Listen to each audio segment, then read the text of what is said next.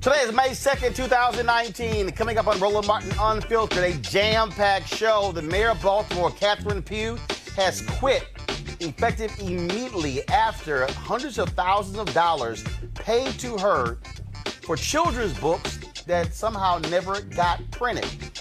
We'll explain to you exactly what is happening there in Baltimore. That took place literally a couple of hours ago. Attorney General Bill Barr, why is he so scared of House Democrats? After he got his ass lit yesterday in the Senate, especially by Senator Kamala Harris, he said, no mas, I'm not showing up to the House. When are they going to issue a warrant for his arrest for contempt of Congress? Also, we're going to show you the full back and forth between Senator Kamala Harris and Bill Barr. Y'all, it was so juicy, I had to play it twice. Also, Facebook has banned a number of people, including Minister Louis Farrakhan. Hashtag, we tried to tell you that was going to happen.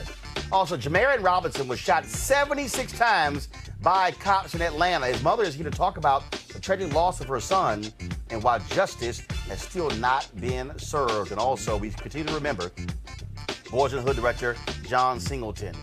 We're going to talk with the woman who was the one who read the script and who recommended to the movie executives that they should make this movie with John's friend Stephanie Allen will join us right here. And also, a crazy conservative Candace Owens has quit Turning Point USA. But they've been calls for her to get fired from the group by other college chapters. Oh, y'all, I told y'all we got a hell of a show, and it's time to bring the funk on Roland Martin Unfiltered. Let's go.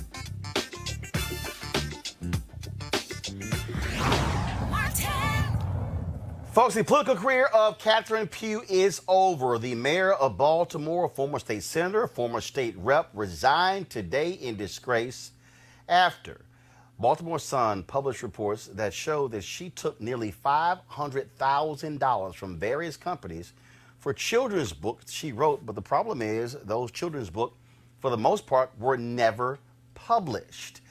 Today at 3:30 p.m., her attorney read a letter of resignation from another Baltimore city official who wrote it and delivered to him yesterday, saying that she needed to quit. This is after, of course, the Baltimore City Council voted for her to resign. She made clear she was never going to resign. She was going to resume her office when she returned from being gone for illness. She says she's been suffering from pneumonia, has been away for about a month, but it all came to an end today. Thank you very much for coming. This is a sad day for Mayor Pugh and a sad day for the city of Baltimore.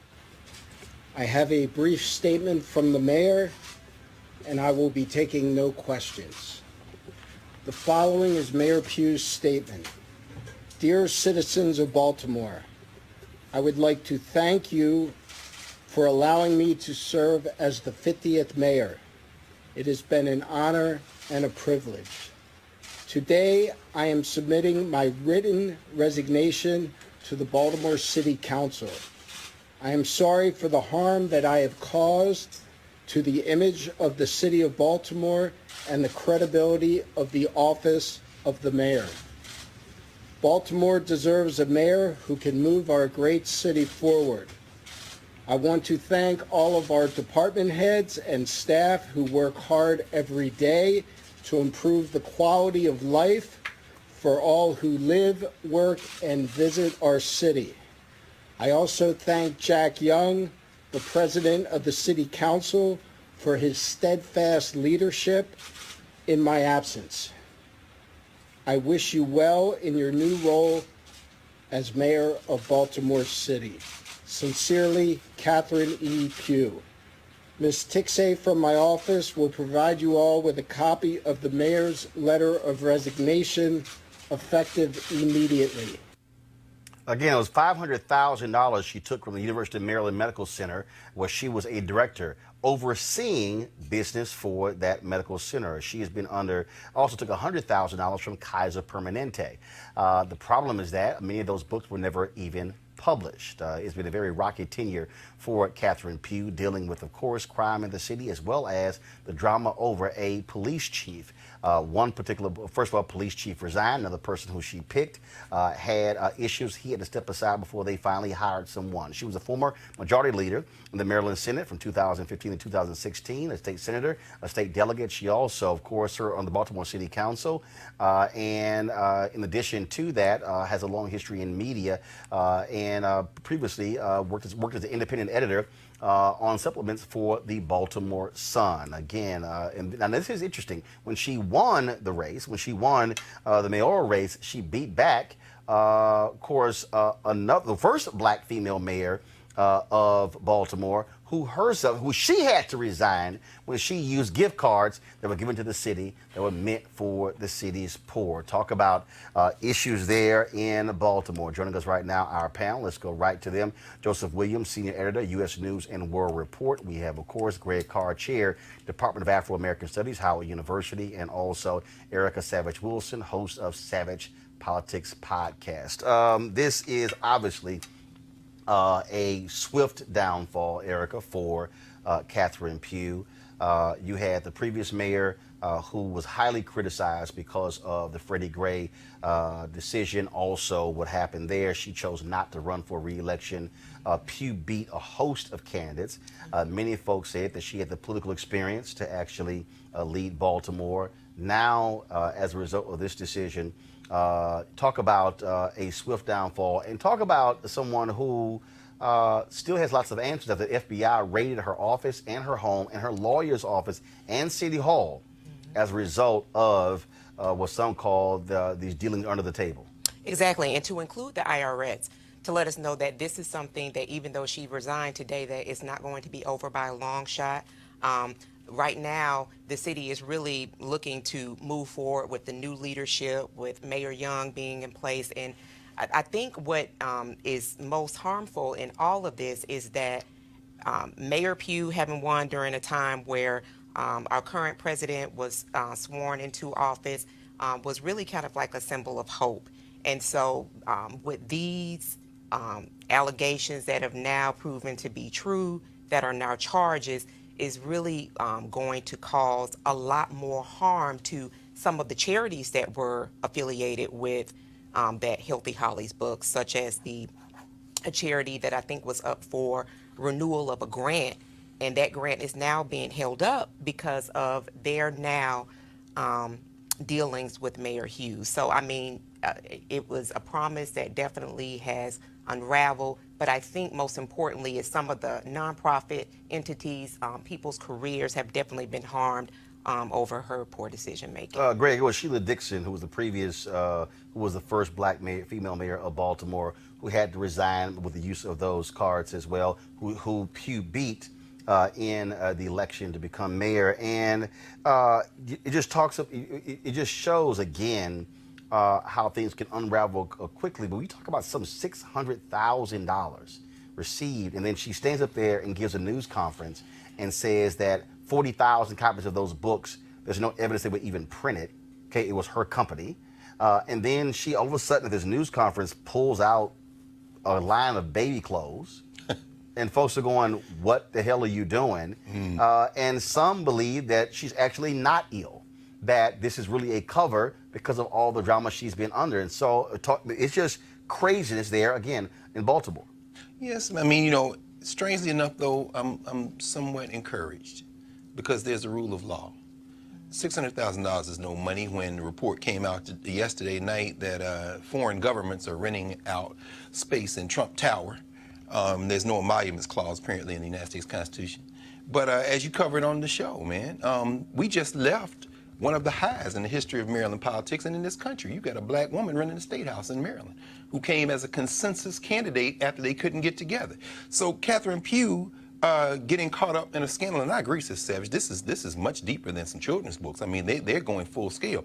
There is a rule of law. Who cares what Larry Hogan thinks? At the end of the day, Baltimore's a black city, and they seem to course correct. Listening to the new mayor, Young, talk about what he's trying to do is encouraging to me. It's sad, but if this were 40 years ago, when black mayors were under serial attack, we might have a different perspective. But I'm encouraged by the fact that there seems to be some rule of law in Maryland, unlike apparently 1600 Pennsylvania Avenue. Joseph, the fact that she was over this University of Maryland Medical, first of all, one of the directors, is taking money as a result of that. So you're making decisions and you're taking money from folks who bought your children's book. Who the hell knew she was even a children's author? And even to that amount, and other people actually were giving as well. And so the numbers could be anywhere from 700,000 to $1 million. We're still waiting to figure out what is that final number. People say, look, this is why you have ethics boards, why you have reports, and why you cannot be doing deals with people who are doing business with entities that you oversee as a politician. Well, see, that's part of the problem, right? I mean, Baltimore, I have deep ties to the city. My relatives all live there. I got cousins, aunts, uncles, all live in Baltimore. I've grown up there practically half my life. And the city always seems to be snake bit at this sort of thing, where we've had a succession of mayors, Sheila Dixon, now Catherine Pugh, who had to resign under a cloud of scandal. So it's a bad look anytime this happens. It's even a worse look with a city that has chronically struggled with a homicide problem, with a poverty problem, and you have a mayor who arrived with such promise. I mean, as Erica was saying, a lot of things that are going to be hurt are charities and people that she had purported to help. So it's really unfortunate because if you unwind the deal a little bit further, you're talking about campaign contributions that were funneled through Healthy Holly. She self-funded part of her campaign through Healthy Holly. I mean, she had to know that this was going to show up at some point. And it's never a great look when the FBI comes out of your house with boxes and boxes of evidence. I mean, it's unrecoverable at this point, and she'd be fortunate to stay out of jail. But it also speaks to it. But an issue that she still has, of course, your state investigation, and yes, when the FBI is involved, now you talk about the IRS as well, and so yes, she's going to be certainly fighting for to keep her pension and to stay out of jail, and so we'll certainly see what happens with that. Also, folks, some other news that came out today: Facebook. They're banning a number of folks who they label as far-right leaders for various reasons. And one of the folks, of course, of all, Alex Jones, of course, his company InfoWars. Also, the absolutely nutty so-called journalist Laura Loomer. You have Milo, who is from, of course, used to be with Breitbart as well. And Paul Joseph Watson, Paul Nealon, an anti-Semite who unsuccessfully ran for Congress in 2016 and 2018. But also you see on that list is Nation of Islam Minister Louis Farrakhan. This is what Facebook said. We've always banned individuals or organizations that promote or engage in violence and hate regardless of ideology. Begs the question, why is Louis Farrakhan on that list? Because he's black. That's why he's on the list. And for those folks who are viewing this either live or going to review this was the only show. This was the only news show of any background that said this was going to happen. We said that on this show. In other words, are they also banning the Nation of Islam? Because they said organizations affiliated with them. I'm saying, now, last I checked, Louis Farrakhan and Nation of Islam have not caused anybody to bust up in a place like Politics and Prose to try to shut down. That was kind of my thought. It's like, okay, fine.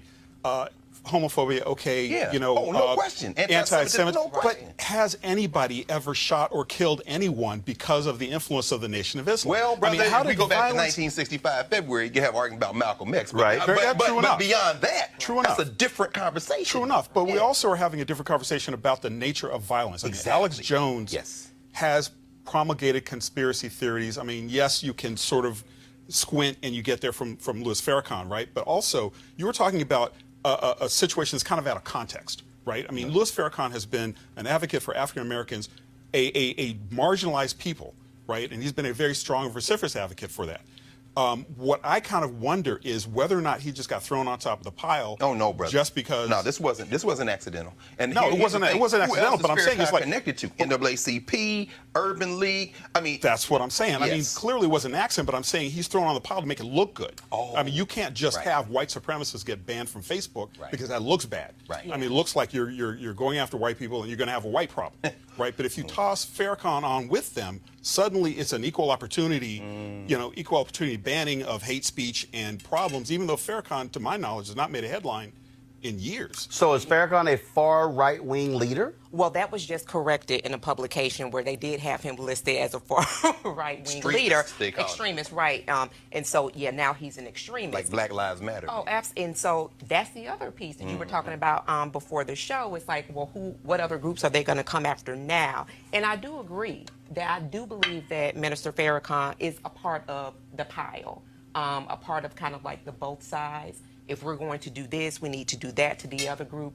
But I do think that this is really a time for us to understand why it's important that we have outlets like this, black media, that do uplift and bring to the surface all of these different things that do impact us, violence, things that don't get raised to the top, the gun violence that we've suffered as a community for many, many years that now America is saying we have to do something about. Well, here's what's interesting. You have conservative Ben Shapiro, who is coming to the aid of Louis Farrakhan. Here we go to my iPad. This is a tweet that he sent out.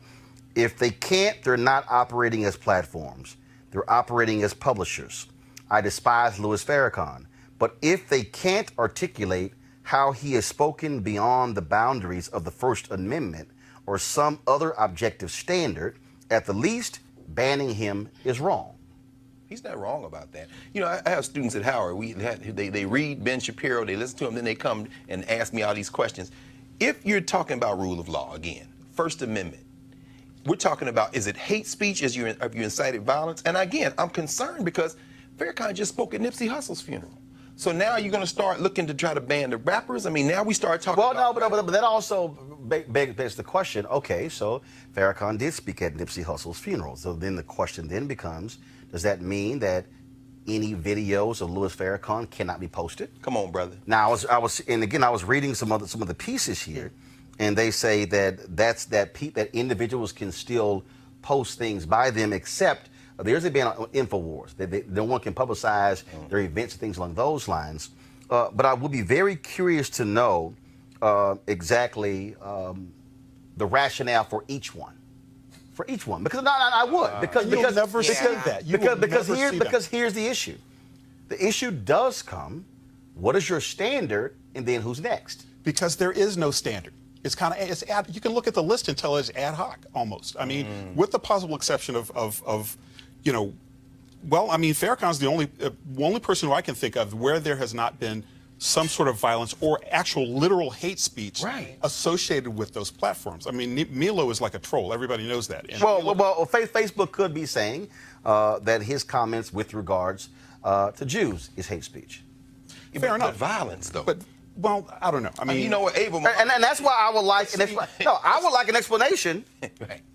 I would. Well, see, that's why I don't think you will ever get one. Well, I'll tell you what, though, Ava Muhammad and some of those lawyers in Nation Islam, they're not going to take this line down. They need to go to court. Let's just test the rule of law. Is there a First Amendment or is there not a First Amendment? If it's a hate speech exception, understand that. If it's fighting word exception, that's two. But what is Facebook? Because, again, I'm not on Facebook, but what is Facebook? It's a private business, right? So now we're beginning to test the limits, and you've got a guy sitting at 1600 Pennsylvania Avenue who has suborned violence. And actually, let's correct that, folks. Now, remember, Facebook also owns Instagram. Right. So they removed him from Facebook and Instagram. Nation of Islam, probably. Well, it just says Louis Farrakhan. So according to the Chicago Sun-Times, Facebook's official Facebook and Instagram pages, Farrakhan's official Facebook and Instagram pages had more than 1 million likes and followers before they were removed Thursday afternoon. His Twitter account with more than 336,000 followers remains active. And it says, posts on Farrakhan's, here you go to my iPad, posts on Farrakhan's Facebook page often contain clips of his speeches and sermons, which has sometimes been streamed on Facebook Live. Many of those same clips are still posted to his Twitter account, where they have been viewed and shared several 100,000 times. They've touched the third rail, one of the third rails of black politics. Louis Farrakhan did not speak at Aretha Franklin's funeral, but it wasn't because he didn't have the opportunity to speak. As you said, Roland, you live streamed that on this platform. Imagine if Farrakhan had gotten him a speech. Did you take that clip out? I mean, again, we've got a guy down 600 Pennsylvania Avenue. When you look at what he said about Ilhan Omar, and now she got to have increased security. I mean, as you said, what is the standard? I agree with you. We got to see some standards. They need to go to court and run this thing down to the sentence. I don't know, but I know that they have definitely, Facebook has definitely been under a lot of heat because of their seems like inability to really say to white supremacists that, listen, we're not going to continue to allow you to place content on our particular platforms. And so Color of Change has been one of the organizations that's definitely been leading that fight. And so to kind of see that they've been doing that for years, to really pushing Facebook, pushing these social media, to include Twitter, to say to them that, listen, we're harmed by you all allowing these hate groups to continue to flourish on these platforms, and we've said that to you. So now to see that they have removed some of them and to include Louis Farrakhan is a little bit curious. And then the enough is enough moment probably was the live streaming down in Australia, where not Australia but New Zealand, where the white guy shut up the mosque. In Christchurch, exactly. But still, I think that unless there are clear and hard and fast guidelines, I don't think they have them, and I think they would struggle to come up with them. No. It's going to be ruled as it's going to be seen as an injustice on more than one. But and Color of Change and all these organizations need to be smart now. Don't be stupid. Anytime Ben Shapiro, who's an open enemy of so many things, comes out to defend Farrakhan, now you don't want to be trapped on the other side and say, well, we have to be fair and equal. Don't be stupid, because Black Lives Matter, these young people risking their lives in the street, this whole black identity extremist thing that the FBI tried to pull, this is a dangerous slippery slope. Our people need to be smart now. Don't be dumb, because Ben Shapiro ain't no friend of Farrakhan. He's trying to protect himself. Right. So it's going to be real interesting, again, to see what we also, according to the Chicago Sun-Times, Nation of Islam, they have not responded as a result. But I can guarantee you Farrakhan is going to have a response in the show. And I'll be, matter of fact, I'll be calling Farrakhan tonight to see if they're going to actually make a comment. I'd love to hear if he wants to chat tomorrow. Wow. Right here on our show. Go ahead, protect Roland Martin Unfiltered at all costs. We'll see what happens. Mr. Farrakhan, you want to talk? We right here. We right here. We right here. And we stream on Facebook, YouTube, and Periscope. Wow. All right, folks. Bill Barr did not testify today before the House committee because he said, I ain't coming, because Chairman Jerry Nadler wanted staff attorneys to question him. And he felt that was beneath him. I really think it was because he got his ass whooped yesterday in the Senate, especially by Senator Kamala Harris. Now, today, House Speaker Nancy Pelosi came out and said that Barr absolutely lied to Congress, and the rule of law has to be followed as a result. And the question then becomes whether or not Democrats are going to have the guts to actually hold him in contempt. Are they going to send federal marshals to compel him to testify or throw him in jail? That's one of the issues. You also have the White House attorney who has sent a letter to Bill Barr stating that Donald Trump has ordered his aides to ignore subpoenas from Congress. That means that one of the three branches of government is saying we do not have to follow the law from another branch of government. Are we on the verge of a constitutional crisis? Now, one of the reasons Barr is really upset is because what happened yesterday when Democrats came after him with the full force, and there's no one else who laid the wood on him like California Senator Kamala Harris. And we played some yesterday, but it was so good. I told my staff, no, we got to play the whole thing. I want you to see the full questioning of how Senator Kamala Harris bore in on AG Bill Barr and made him uncomfortable to the point where he literally was in that seat squirming. And I'm sure he was probably saying, he probably got a call from Jeff Sessions like, she did the same thing to me, Bill. Y'all roll the tape. Thank you, Mr. Chairman. Attorney General Barr, has the President or anyone at the White House ever asked or suggested that you open an investigation of anyone? I wouldn't. Yes or no? Could you repeat that question? I will repeat it. Yeah. Has the President or anyone at the White House ever asked or suggested that you open an investigation of anyone? Yes or no, please, sir? The President or anybody else? Seems you would remember something like that and be able to tell us. Yeah, but I'm trying to grapple with the word suggest. I mean, there have been discussions of matters out there that They have not asked me to open an investigation, but Perhaps they've suggested, I don't know. I wouldn't say suggest. hinted, I don't know. inferred?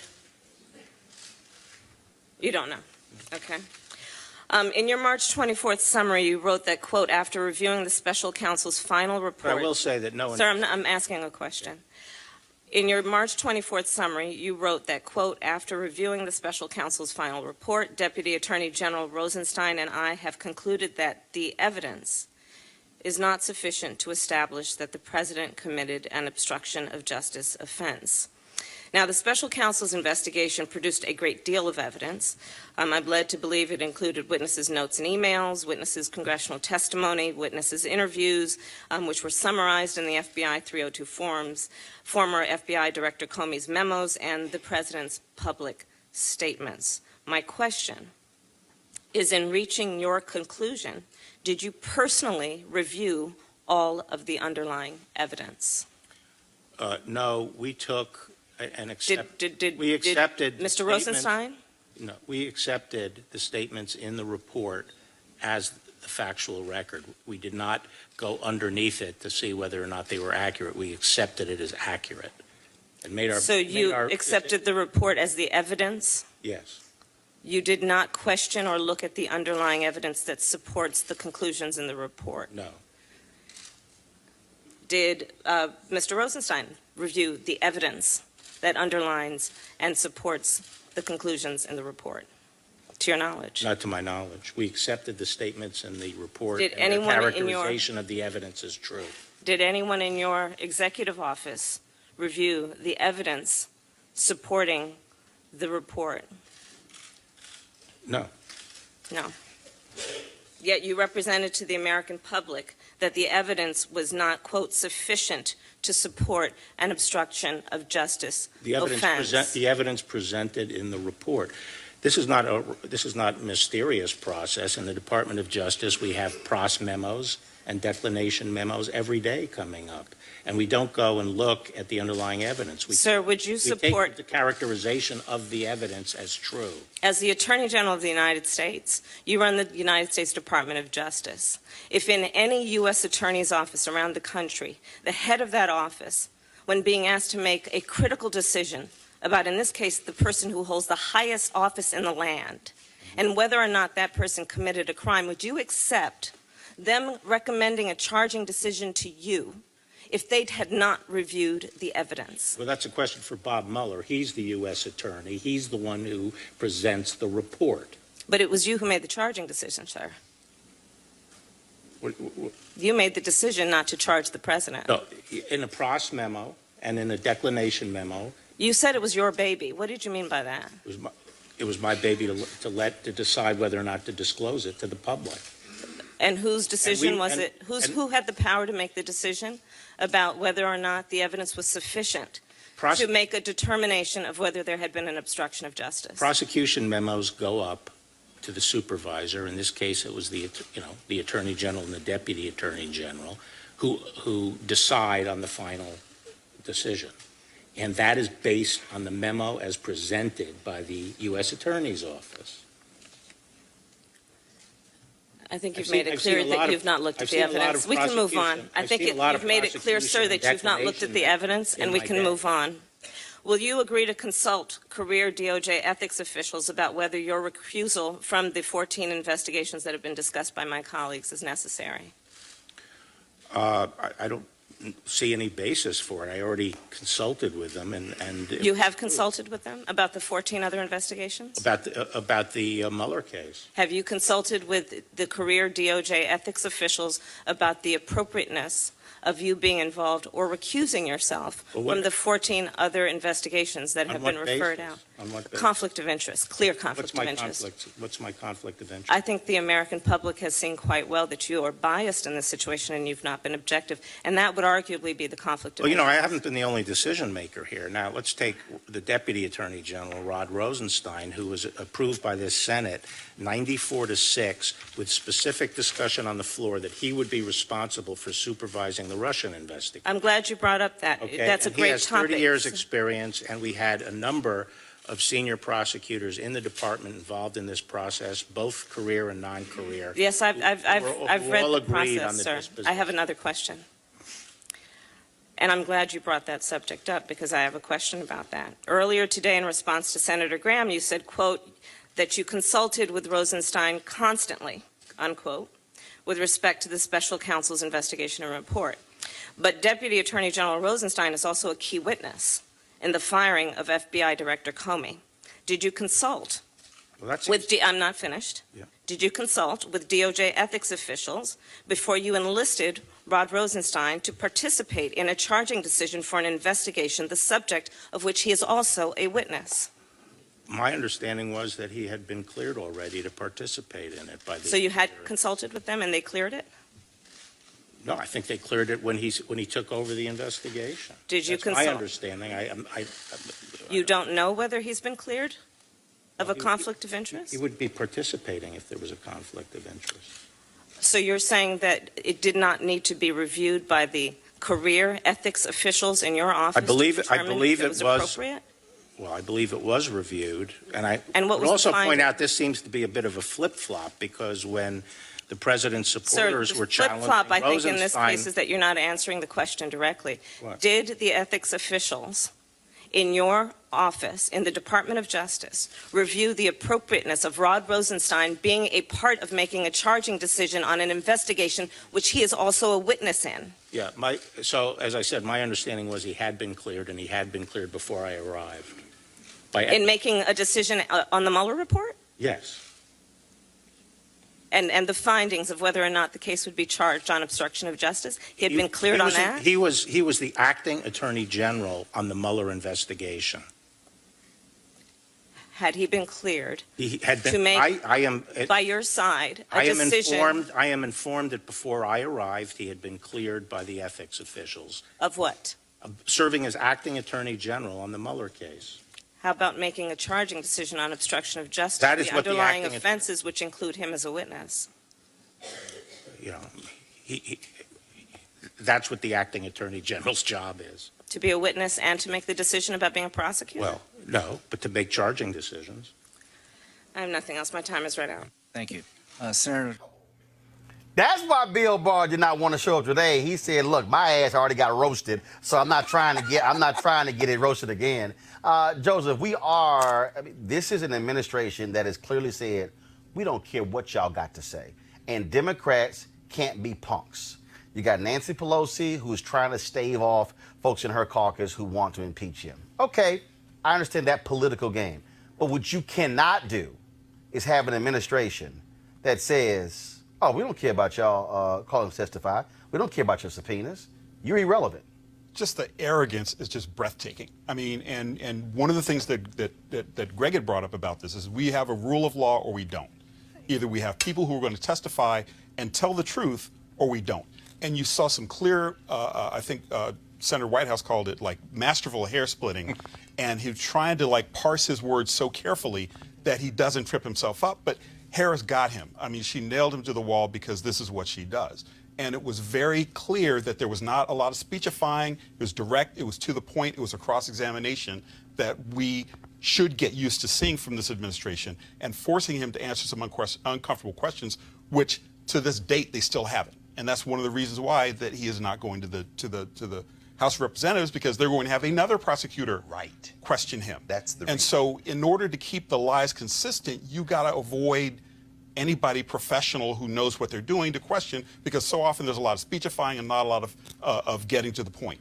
Greg, NBC is reporting, Natasha Bertrand, that the House Judiciary Dems are negotiating directly with Mueller for his testimony, bypassing Attorney General Barr. Brother, that's where it's going to come to.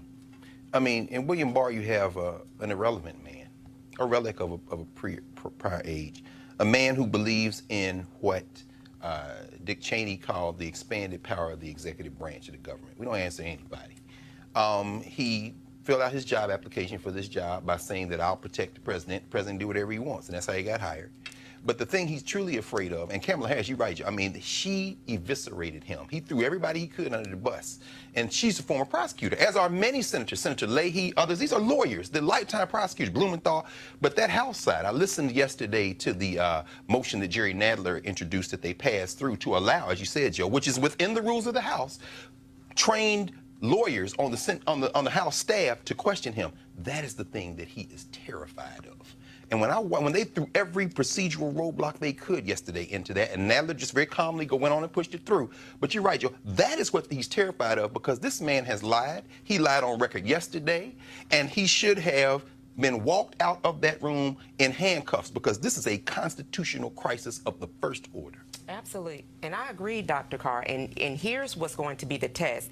Democrats said to everybody, and not just people who were Democrats, people who were, independents, and people who are Republicans and do vote Democrat from time to time, listen, give us the power in the House and we will execute for you. Where are we now?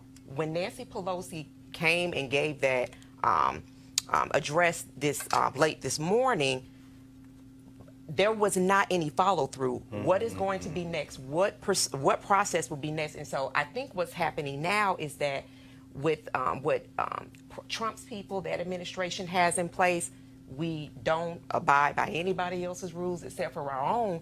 That's proven, in theory, to be more and more true with the inactivity of the Democratic Party to say, we're going to start impeachment proceedings. As you said, well, since you did not show up to something that you were told that you had to be at by Congress, then we're coming to pick you up and we're going to take you to jail. So Absolutely. I think right now, this month is really going to be a show and prove of what Democrat leadership said, that when you give us power, this is what we're going to do in return. Right, and look, and I said it, all these conservative trolls on Twitter, because I said yesterday that if Obama did any of this, Republicans would be coming after him, and clearly some conservative tweeted it out, and then they're like, "Oh, Obama was so corrupt."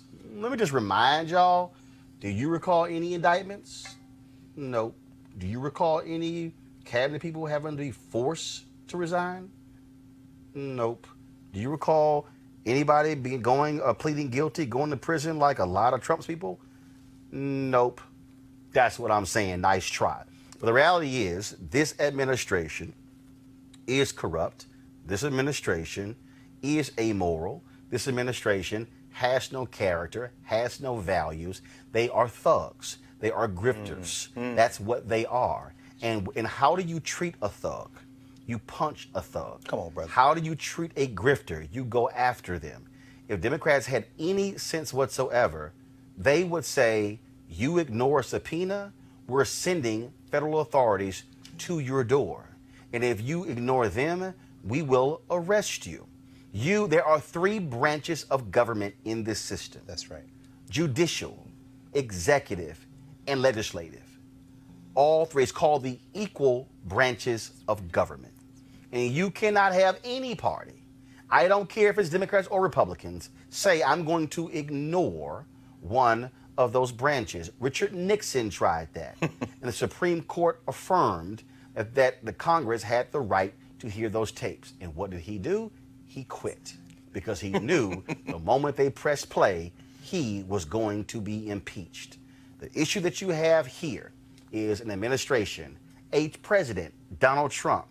I keep saying the hashtag, we tried to tell you. They had no honor or no decency. This is how he's always operated. And so the question is, will Speaker Nancy Pelosi, will she have the guts? Will Steny Hoyer? Will Congressman Jim Clyburn? Call him out. Will Congressman Hakeem Jeffries? Yes. Will the Democratic leadership literally say, you are not going to ignore the rule of law? Ball's in your court, Democrats. Do you have the guts to actually do it?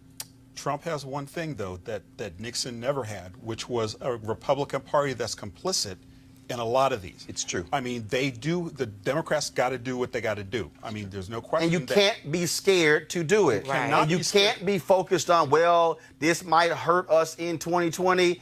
Guess what? You did that BS in 2016 and your ass still lost. That's right. And- No, you swing when you can swing. That's right. Absolutely. That's what you're supposed to do. No, that's the point. You know, it is interesting because I don't have a deep investment in this country in terms of its alleged moral superiority. We know it's not. American exceptionalism is a myth. But if we're going to talk about living in a society, we all live here. So we have to continue to work to try to make it better for us. You know, it's very disturbing to hear Lindsey Graham, who God only knows what they have on him to make him act this absurd. But for him to say, I'm going to call John Roberts and see what he thinks about. As you said, Joe, he got a Republican Party, but he's also got the federal judiciary. Well, Are they willing to throw this whole system over? Yes, they will. Well, yeah, and that was a tacit call, and that's what's got me most disturbed about this whole thing, is that they're ignoring subpoenas at their peril. Richard Nixon went to the White House, or went to the Supreme Court, was ruled 9-0. 9-0. Is that going to happen? It won't happen this time. We are very much looking Not at, this court. at potentially a split decision How about over the very nature of the Constitution. That's right. And to me, that's infuriating. That's and right, it's just Joe. ridiculous and it's absurd. And of course, when you've got nothing to lose, hit. You know, Democrats need to do what they got to do. But we also need to be a bit realistic about the system, and that is that the Supreme Court is a little shaky in my view. Oh, very shaky, sad. very shaky. Here's the Yeah, deal, it folks. is sad, Speaking of infuriating, 3 months ago we had the Fulton County DA on this show because he wanted to call federal agents to testify in the case of Jamarian Robinson, who was shot 76 times as police tried to serve 2 arrest warrants for aggravated assault on a law enforcement officer. Folks, there were 14 law officers who were on the scene that day of the shooting from 8 different law enforcement agencies. The family has filed a lawsuit saying that the officers conspired among and between themselves to unreasonably stop, seize, shoot, and injure Jamarian Robinson in violation of his constitutional rights, to destroy and fabricate evidence, to complete false, inaccurate, and misleading reports, and to make false statements to superior officers in order to conceal their wrongdoing. Well, I got an email this week from members of the Robinson family say they saw that we were covering this story, and his mother, Monteria Robinson, she wanted to speak. And so she joins us right now, along with Rashid McCall, senior investigator for Operation Research. The family hired him to look into this case. Monteria, first and foremost, our thoughts and prayers go to you for the loss of your son. I also appreciate your family reaching out to me directly to have you on the show, and we certainly we're glad to have you on. It's been 3 months since the Fulton County DA came out and said he wanted to bring them in for questioning. Then he had to withdraw those subpoenas. The federal government put pressure on him, saying you cannot question federal law enforcement officers. That has to be troubling to say that somehow that they cannot be held accountable or even dare to question for an act that left a man dead.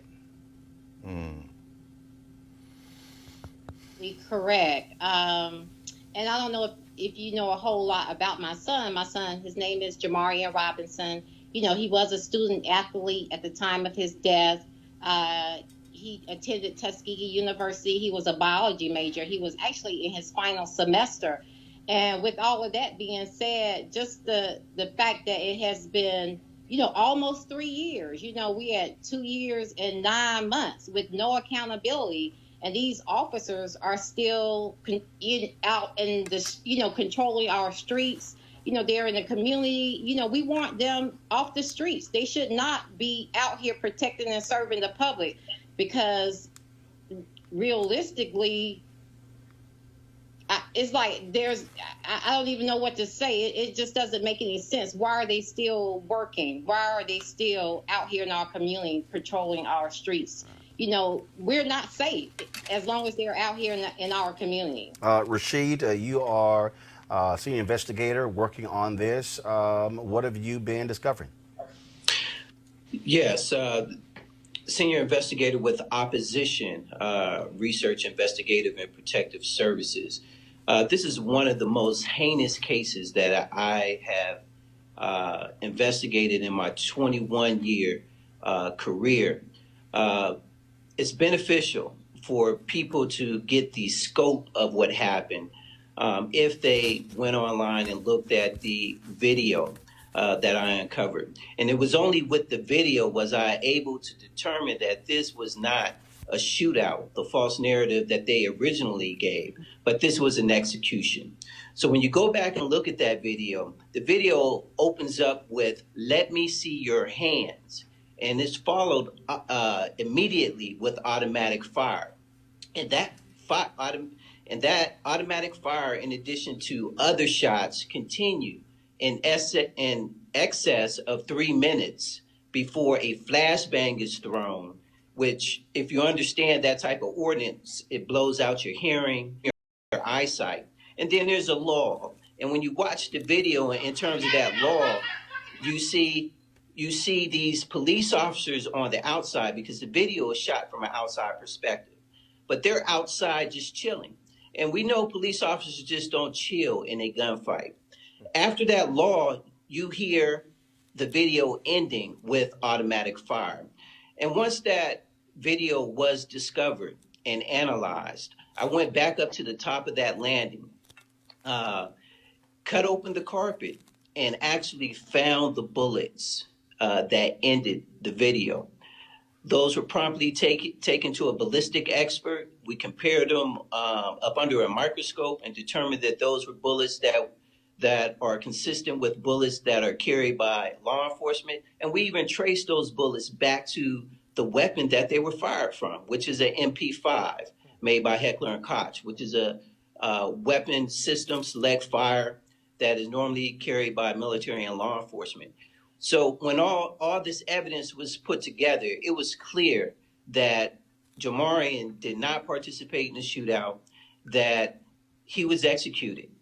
And once he was shot with that last volley of gunfire, to add insult to injury, he was handcuffed and dragged down 20 steps and thrown into the living room to die out, as they hoped this story would.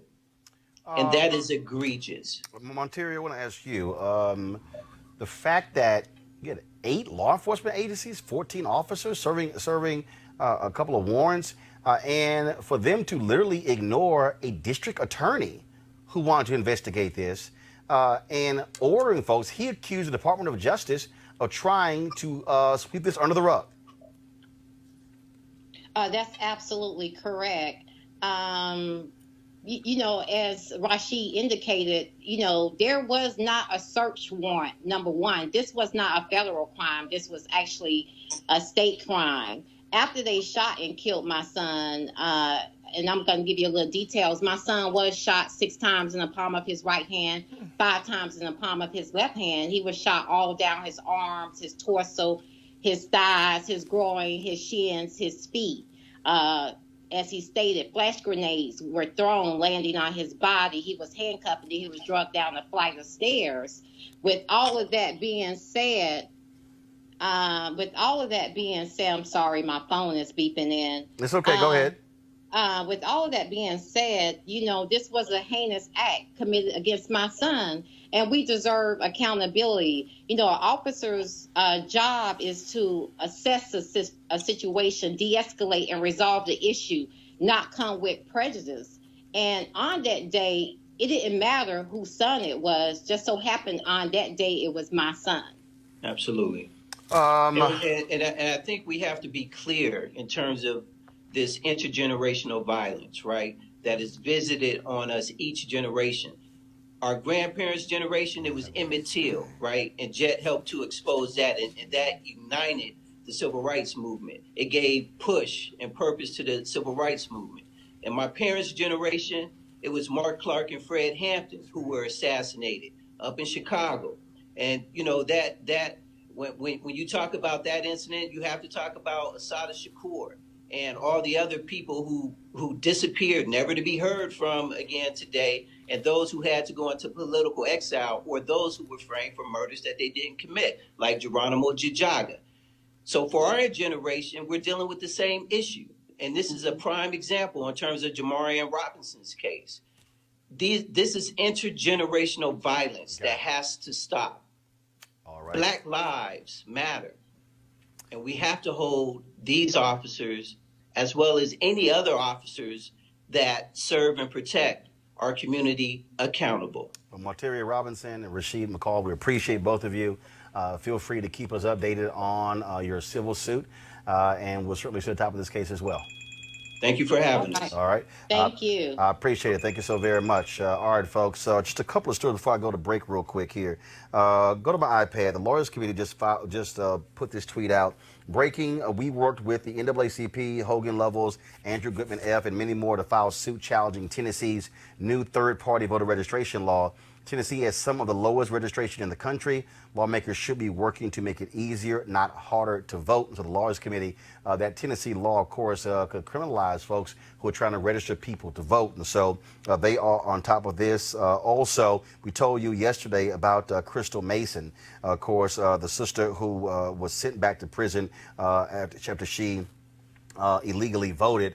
This is a tweet that Sam Levine put out. The Texas Court of Appeals will hear oral arguments on whether Crystal Mason, sentenced to 5 years for illegal voting, should get a new trial. Arguments will be heard June 4th in Fort Worth, Texas. This is the actual statement from the court there as well. Also, if you go to GoFundMe, she's been there for 7 months. She's also in danger of losing, she hasn't had a job. She's been in prison. She's now being transferred to a reentry home. She still faces 5 years in state prison.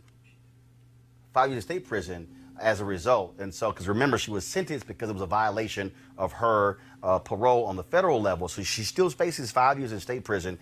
She's on the verge of losing her home. And her kids are impacted as well. And so they've created a GoFundMe for Crystal Mason. And so you can look that up, and we'll also push that on social media as well. We're going to go to a break right now. When we come back, we're going to talk to a woman who was there, who was the one who read the script for Boys in the Hood, and was the one who recommended that movie be made to the movie studio, and that set John Singleton on a path to become the youngest and the first African-American ever nominated for an Oscar for Best Director. Stephanie Allen will join us next to talk about the life and legacy of her dear friend, John Singleton. That's next on Roland Martin Unfiltered. You want to check out Roland Martin Unfiltered? YouTube.com/Roland S. Martin. Subscribe to our YouTube channel. There's only one daily digital show out here that keeps it black and keep it real. It's Roland Martin Unfiltered. See that name right there? Roland Martin Unfiltered. Like, share, and subscribe to our YouTube channel. That's YouTube.com/Roland S. Martin. And don't forget to turn on your notifications so when we go live, you'll know it. All right, folks. HBCU Giving Day. Let's go ahead and do that right now. Reason being, I'm going to be actually speaking at this university on Saturday for the commencement. I'm looking forward to it. So go ahead and roll it.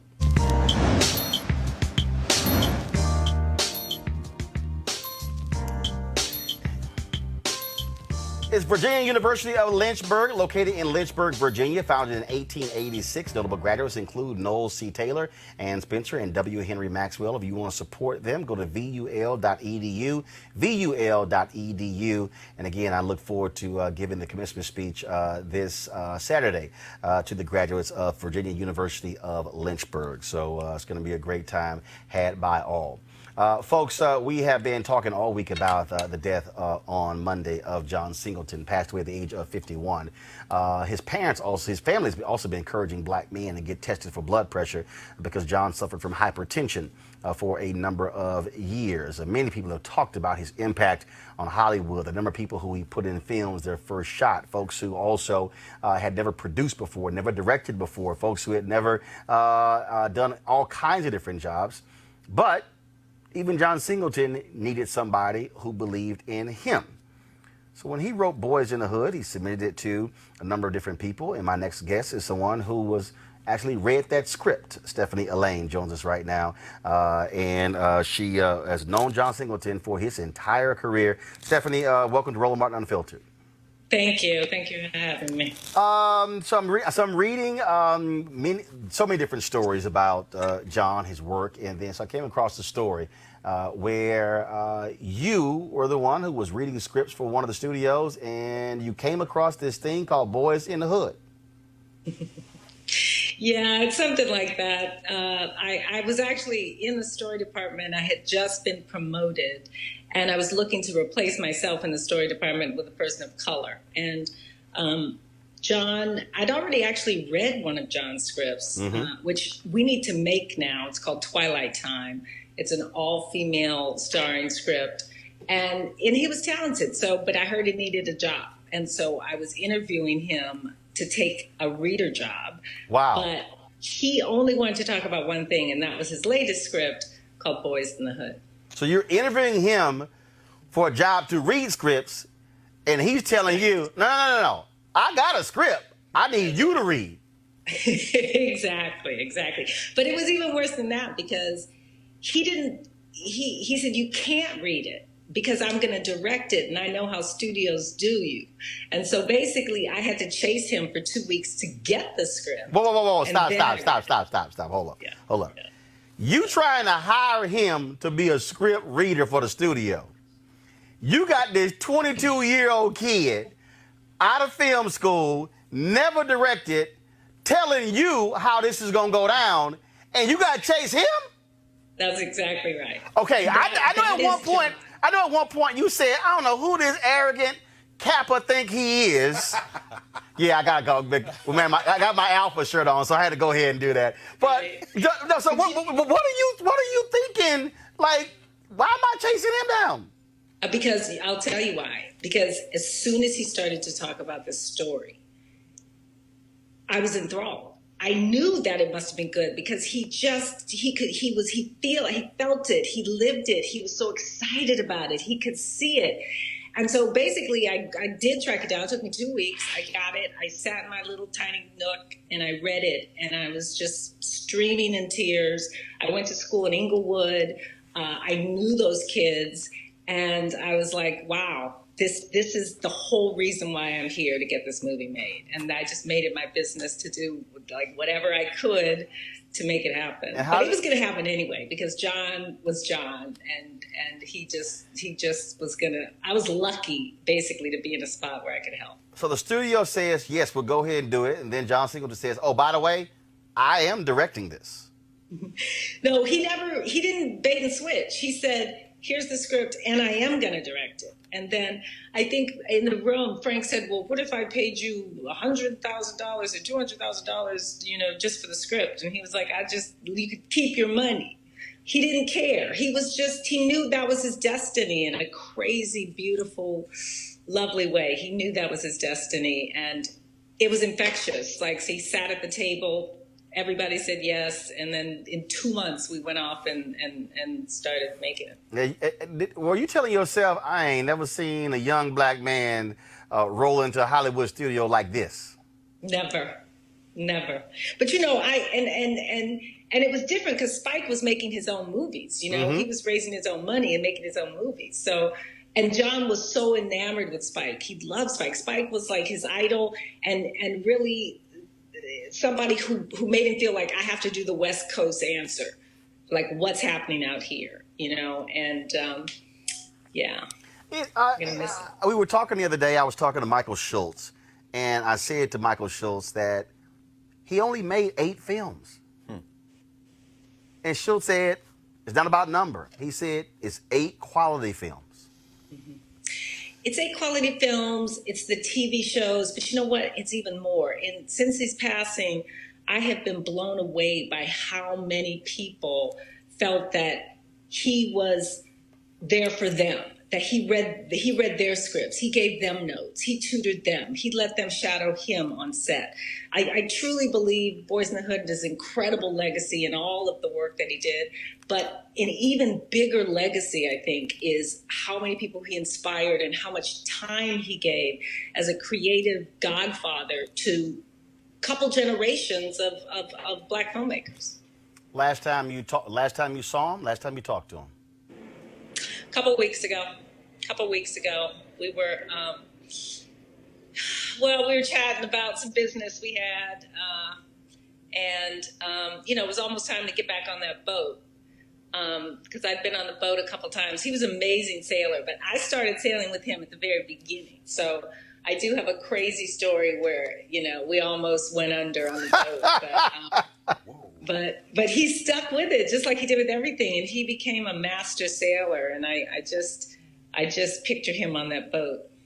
My panel has some questions. I'm going to start first with Joseph. Hi, Stephanie. Nice to meet you. It just sounds wonderful. This is quite an incredible story. Can you talk a bit more about his legacy? I mean, I know that he basically was a phenomenon, but a lot of people don't know or haven't talked about the fact that he nurtured nurtured and mentored some other people behind him, and that he probably is going to open the door for so many other people. Are there people in the pipeline who you think we might think about or keep an eye on? And also, sailing, really? John Singleton from South Central? That's fascinating. For years, he's had a beautiful sailboat in the marina, and he goes out on it every day. He goes out and he invites people out, and we sail up and down, and he points out the land and the whales, and it's pretty amazing. It's beautiful out there. John helps so many people. You know, just from that first amazing entity called Boys in the Hood. Every single actor on there. But it's, like I said, it's more than that, because then the next time he did it again. Next time it was Janet, who had never had a feature role, Janet Jackson, and Tupac. You know, he managed to, and then Maya Angelou, you know, was in Poetic Justice. That was amazing. We shot that right after the uprising in '94. God, it just goes on. You know, and Craig Brewer is a perfect example, because when I read Hustle and Flow, I fell in love with this voice. I had been trying to shop it, trying to find somebody. I gave it to John, and it took him a couple months, but then he read it and called me back, and he was like, "This is so dope. We're going to make this movie." We shopped it again, and then when nobody wanted to do it, he was like, I'm writing the check, you know, and Craig Brewer is very much a product of John's mentorship and benefactorship, and yeah, we made 2 movies together with him. But it's not even that. Like, the younger people, the people who are in their 20s, Lena Waithe and that whole crowd. Like, he's mentored so many people. I don't even know how he could do it, because he works too. Erica. Great to be able to speak with you. My question is, with John Singleton, you worked with him on several projects. So what was the most impactful project that you worked on John Singleton with, and then why was that the most impactful project? Well, that's a great question. I mean, I would have to say Boys, and it was because it was my first movie ever. It was his first movie. Neither of us, we were faking it. We were just faking it till we made it. And together, because I was the representative at the studio, I literally just been there a few months from the story department. They had to promote me to vice president just to oversee the movie, which I had no idea what that meant. I brought in a producer friend, Steve Nicolaitis, who basically taught us both, like, how to make a movie. And, you know, I fought with John. John was fierce in his vision. And he really taught me how to protect the artist's vision. And he was right. You know, arguments that I had with him, he was absolutely right. And so I really learned how to produce artists, how to produce auteurs. And you know, 9 months later, we were on the carpet at Cannes, and it did change the world, that movie. So that was my first movie. That was John's first movie. Nothing's really topped it, except for, I would say, you know, kneeling at the feet of Maya Angelou on set, or Hustle and Flow, which everybody in town turned down, and then we sold it for a whole lot of money at Sundance to all the very same people who, you know, had turned it down. So that was a big celebratory community movie that we all chipped in and did what we could. But there's so many memories. I mean, it's hard to. You know, my son is an actor, and he starred in Snowfall. And so at the very end of 2 in the morning, I get this text, and it's John Singleton and my son, Wade Elaine Marcus, hugging and grinning, and they're on set, and John was directing Wade in an episode of Snowfall. And that was, of course, a huge full circle moment. Greg Carr. Stephanie, my sympathies, and it's really wonderful to hear these stories. You know, I'm thinking about how much has changed and how much hasn't changed. And for you to be sitting at Columbia, just new there, and be able to push this through, how is it still difficult for our artists to have those pathways to stand in their truths and tell their stories? I'm asking that because, of course, he was influenced by Spike and Robert Townsend and others, but I'm thinking about another set of L.A. creative artists coming out of UCLA, the so-called L.A. Rebellion. You know, Haile Garima, Charles Burdett, one of the great directors, of course, Julie Dash and others. That nexus between independent filmmakers who say, I'm going to make this the way I want it, and industry filmmakers, people like you, who enabled John Singleton, who shows up out of USC, but also with an agent. In other words, he's kind of an anomaly. You know, how important is it for people like you to sit at that crossroads so that our young people don't have to compromise their vision, and so that these great filmmakers like Dash and Garima and Burdett, who've made this incredible body of work, could perhaps even be in the industry while preserving their independent insurrectionist mindset? It's a really great question, and I have two answers for you. One, the gatekeepers have got to be diverse. They have got to reflect the constituency. You cannot have, and it hasn't changed that much. When I was a studio executive, there was one other person of color, in that division at the table, but it hasn't really changed that much. But what has changed are the opportunities, because the streamers. We made 2 movies in the last couple of years at Netflix. One is Juanita. If you haven't seen it, please see it. Alfre Woodard has never been #1 on the call sheet until Juanita. It is a quirky, lovely, wonderful, wonderful movie. And Burning Sands, which was about, as you know, Roland, a black HBCU frat guys who are hazing each other really harshly. And those movies could not get made in the regular system, right? And so we went to Netflix, which was at the time just sort of trying to figure out what they were doing. We had complete creative control. We could do whatever we want. And that's what's so exciting, because it's not just the big monopoly studios that have the control. There's so many other places to get money, independent money, streamer money, that allows the full voice. In the 90s, it was really gangster movies, comedies, you know what I mean? Now, there's so many authentic stories, and they're all being told. And that gives me so much hope, because I feel like it's not a fad, it's not a trend, but it's finally, we're in a place where we can express ourselves. But the critics, we need more women critics, we need more critics of color, and we need more gatekeepers, at the studios, at the agencies, and at film festivals that really reflect America as we really are. Last question, Stephanie, from me, and that is, John was always intense. He always had that hard look on his face, but he also loved to smile. You knew him well. What would John Singleton be saying about all the love and praise folks are showering on him in the wake of his passing?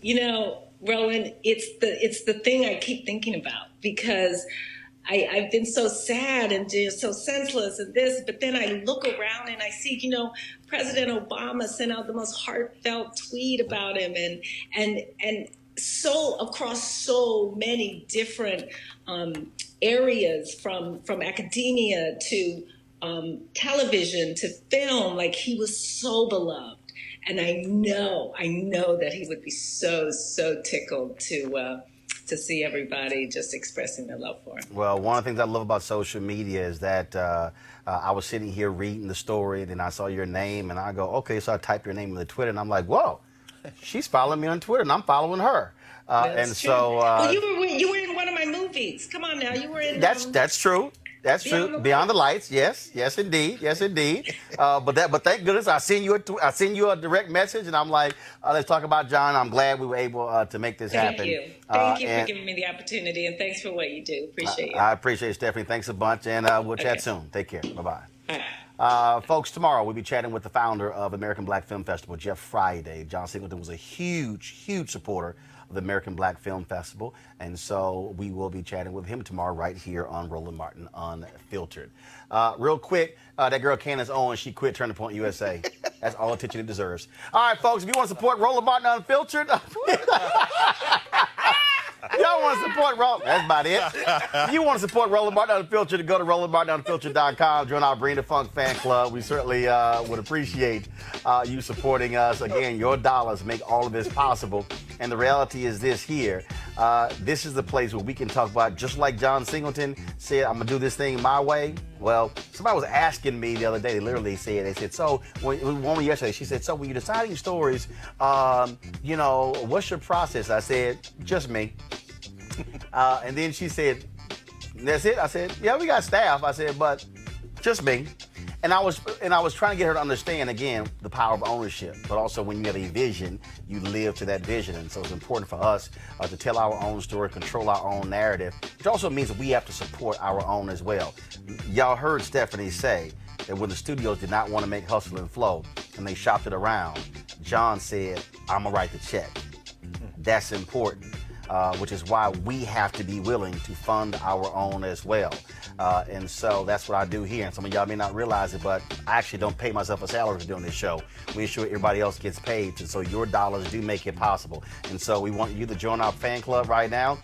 You can pay via Cash App, PayPal, Square, you name it, we got it all possible. If you want to mail a check, you can do that as well. So send us an email if you want to. So we shall see you guys tomorrow right here on Roland Martin Unfiltered. Be sure to tell a friend. Like us, subscribe to our YouTube channel, like us on Facebook and Twitter as well, Periscope, so we can keep telling our own authentic story. And guess what? We don't have to ask anybody else's permission. Holla!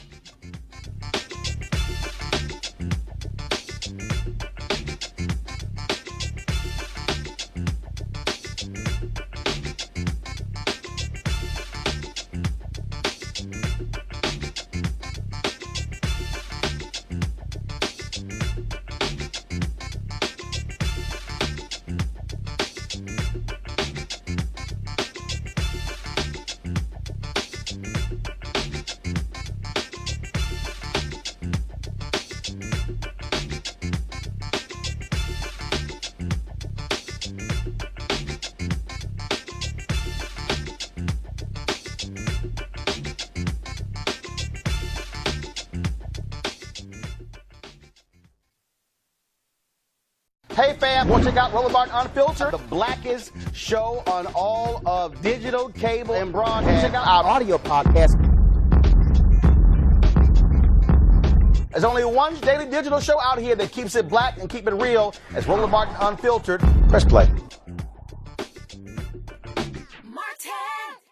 You want to support Roland Martin Unfiltered? Be sure to join our Bring the Funk fan club. Every dollar that you give to us supports our daily digital show. There's only one daily digital show out here that keeps it black and keep it real. It's Roland Martin Unfiltered. Support the Roland Martin Unfiltered daily digital show by going to RolandMartinUnfiltered.com. Our goal is to get 20,000 of our fans contributing $50 each for the whole year. You can make this possible. RolandMartinUnfiltered.com. You want to check out Roland Martin Unfiltered? YouTube.com/Roland S. Martin. And subscribe to our YouTube channel. There's only one daily digital show out here that keeps it black and keep it real. It's Roland Martin Unfiltered. See that name right there? Roland Martin Unfiltered. Like, share, and subscribe to our YouTube channel. That's YouTube.com/Roland S. Martin. And don't forget to turn on your notifications so when we go live, you'll know it.